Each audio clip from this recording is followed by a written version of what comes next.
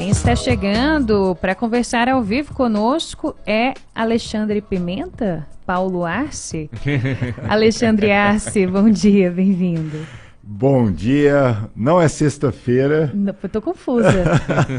Mas vamos falar de livros, literatura. Um grande abraço para o Paulo Pimenta, que conduz essa coluna, né, com tanta maestria. Não vou chegar aos pés dele, mas vou tentar trazer um pouco de reflexão dentro ali da educação financeira.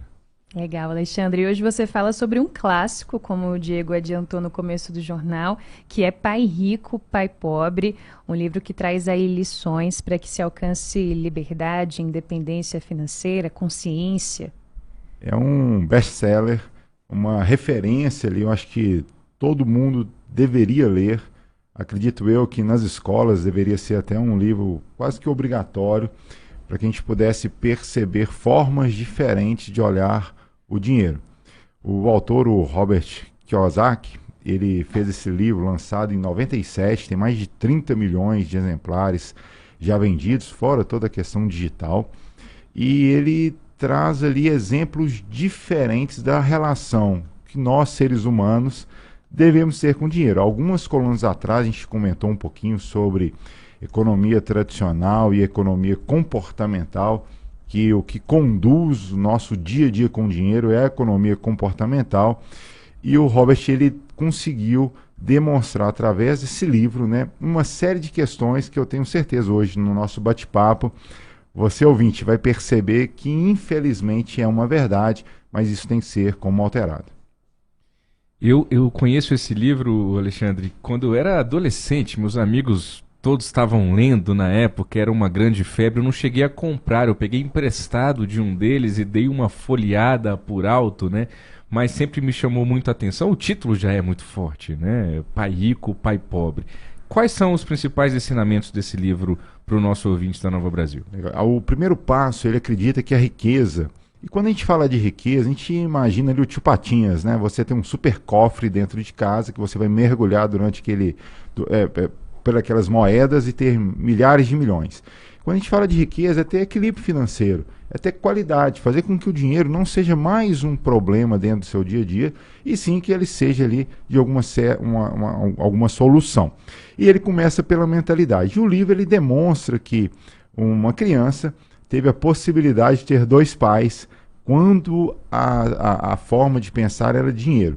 O pai rico, que era o pai de um colega dele, que tinha uma visão extremamente diferente em relação ao dinheiro, uma preocupação, a base da educação financeira, e o pai pobre, que era o pai dele, mas não era um pai que tinha problemas financeiros, era um pai que era professor universitário, tinha ali uma remuneração equilibrada, favorável, mas sempre teve uma forma negativa de olhar para o dinheiro, e durante todo esse caminhar dele como criança, adolescente, jovem, depois adulto, ele foi percebendo de maneira clara que, da forma que eu conduzo, olho e acredito que o dinheiro tem que estar presente na minha vida, eu posso ter uma vida mais farta, tranquila e confortável, ou não, fazer com que eu me torne um grande escravo do dinheiro. Então, acho que de maneira extremamente reduzida e resumida, seria dessa forma que o livro começa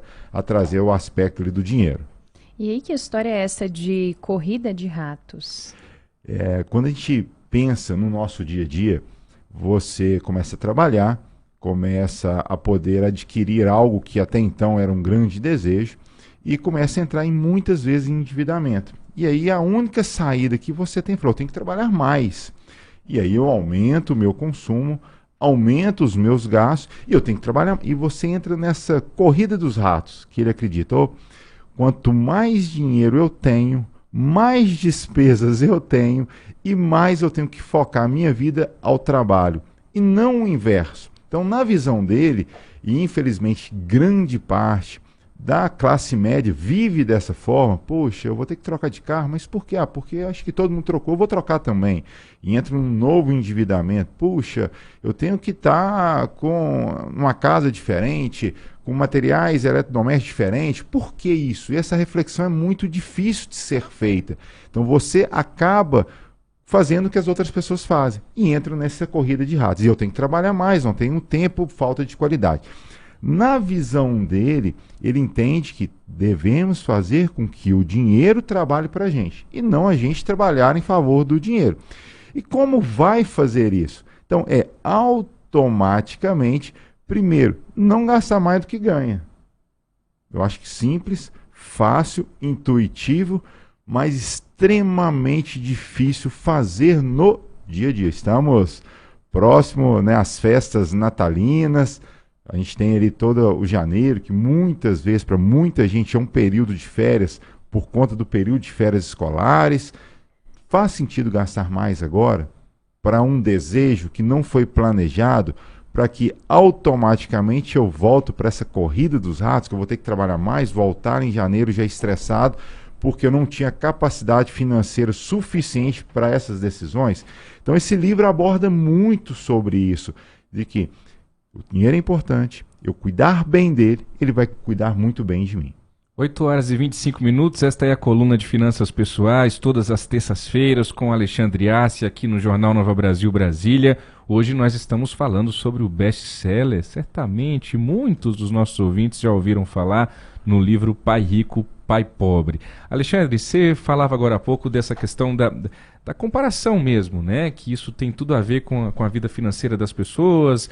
E hoje as redes sociais, elas potencializam isso, né? Porque a pessoa entra no Instagram, vê ali as pessoas tendo coisas, visitando lugares, fazendo determinados tipos de viagens, indo a certos restaurantes e você fica ali, eu também quero isso, né?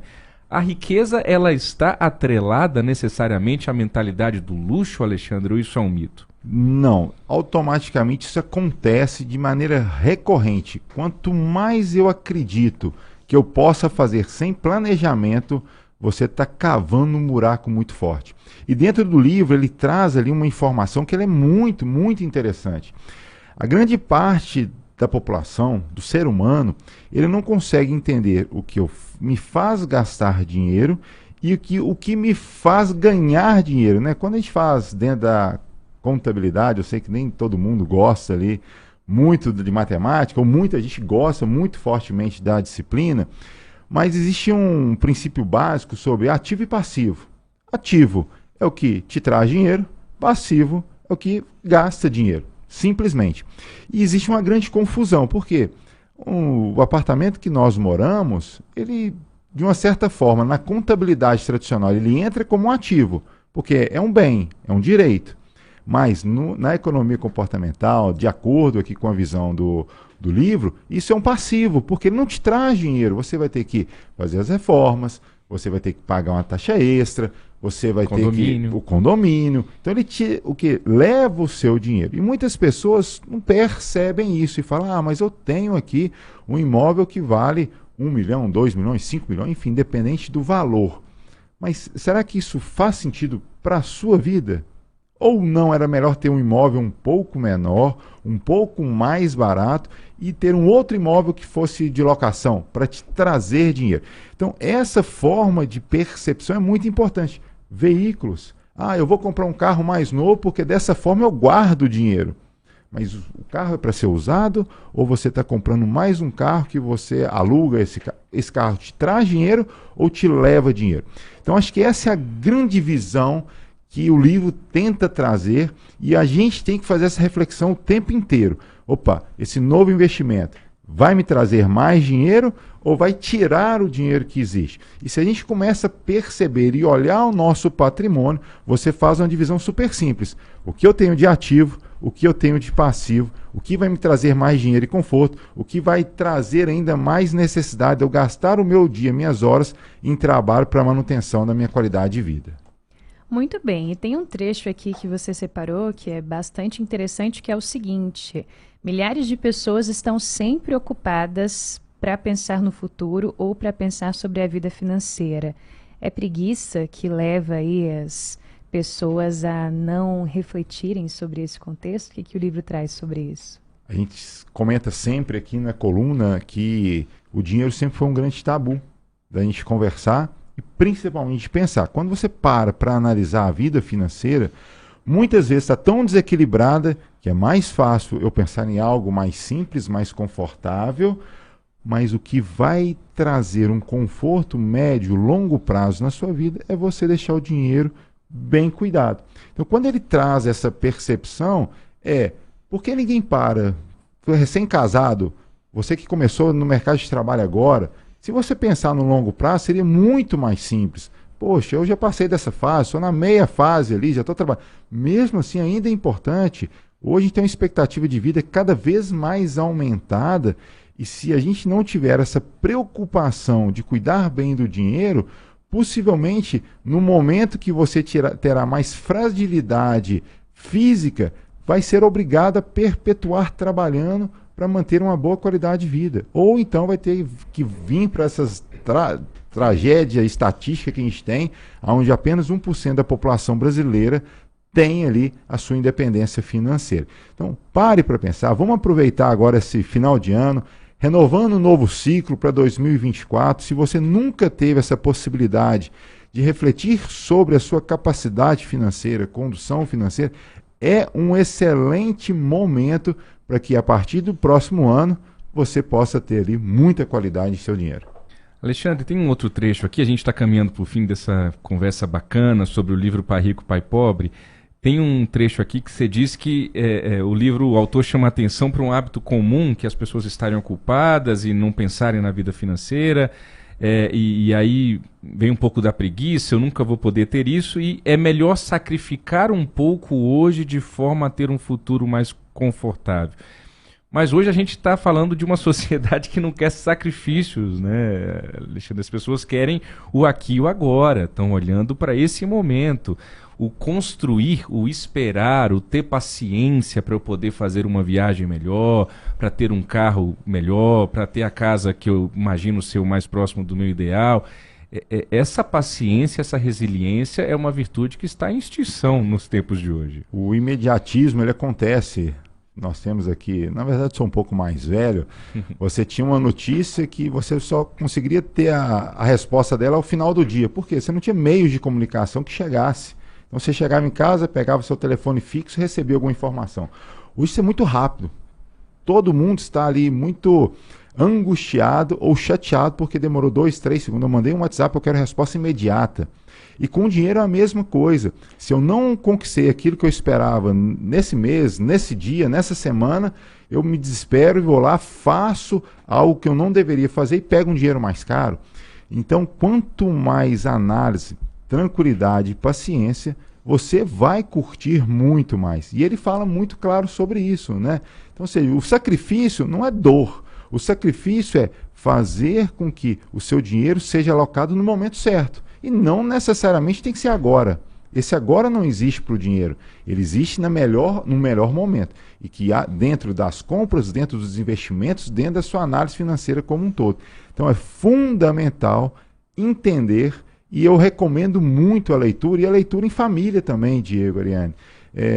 Sentar com seus filhos, pega ali 10 minutinhos no final do dia, no início da noite, começar a ler e refletir sobre isso. Por quê? Porque vai trazer uma visão totalmente diferente e tenho certeza que teremos aqui uma geração de muita gente independente financeiro e com muito mais conforto e equilíbrio ali do seu dinheiro. Muito bem. 8h33. Essa foi a coluna Finanças Pessoais com Alexandre Arce. Ele que está sempre às terças-feiras com a gente aqui no Jornal Nova Brasil Brasília. E hoje falou então sobre o best-seller Pai Rico, Pai Pobre. Alexandre, gostamos, hein, desse formato. Obrigada por hoje. Vou pedir o Paulo Pimenta para depois fazer ali uma fala sobre o livro com muito mais capacidade. Muito bom. Mas independente de tudo, eu acho que o mais importante sempre é trazer muita cor para o seu dinheiro.